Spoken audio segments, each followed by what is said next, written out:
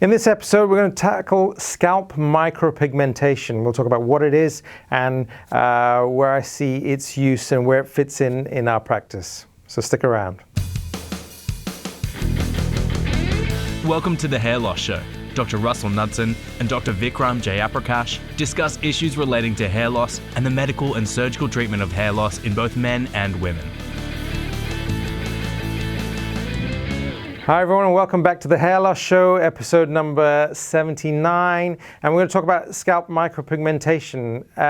So that you might have seen that around, people discussing this. It certainly has its popularity has increased over the last few years, and it's basically tattooing of the scalp. And it's a dot-like tattoo that we can apply to the scalp, effectively giving you the appearance of increased density.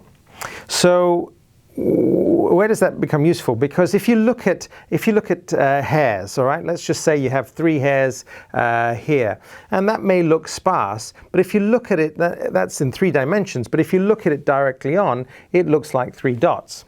Now, if we put a dot of pigment there and a dot of pigment there, that now looks like 5 dots. So in 2 dimensions, it gives you the illusion of increased density.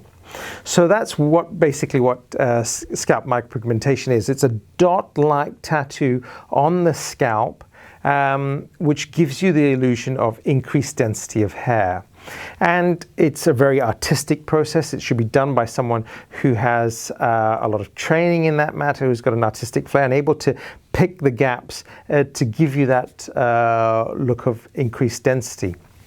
Now, there are a couple of scenarios where it's useful, and there's scenarios where I think it's probably not so useful. And there probably exist, the useful aspects exist at both extreme ends of the spectrum. So for example, if you've lost a lot of hair, all right, so you have very little hair and you like the shaved look, then if you use scalp micropigmentation or SMP, you can give that sort of 5 o'clock shadow look. If you create a natural looking hairline, it can give you that permanent look that looks as though you're someone who has got a normal head of hair, but you just shaved your head. So I've seen some excellent results of people that shave their head, but they've got SMP there, and it looks very natural. It looks great. And then on the other end of the spectrum, where you've got a little bit of hair loss, you're seeing a little bit of skin through the hair. By actually adding that bit of SMP, those dot-like tattoos, it actually gives you that increased illusion of increased density, and therefore camouflages the area a lot better. It's the area in the middle, that sort of phase in the middle where you've lost a reasonable amount of hair, where I think it doesn't, it's not so great. Because with SMP, you kind of need hair to make it more effective. Because if you've got sparse hair and you put those dots, then it doesn't look natural. You can see through that. You can see that there's not a lot of hair and there are these dots, and it becomes more apparent that you've actually tattooed the scalp.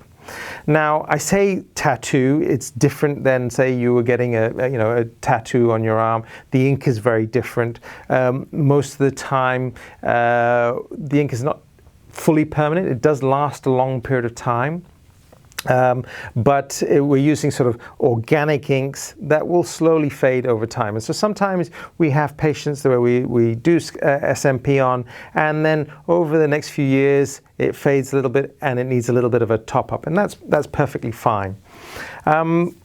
You should try and match to a certain degree the color of the ink that you're using to the color of the hair that you have, with an understanding that people will gray over time. So a lot of times we use colors that are shades of gray.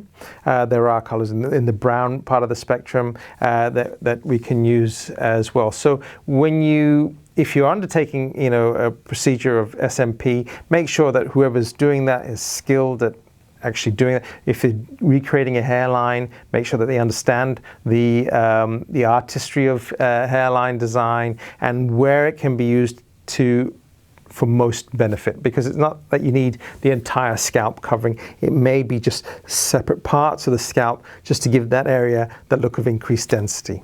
All right, so I hope you find that useful. Thanks again for watching, and we'll see you on the next episode. Take care.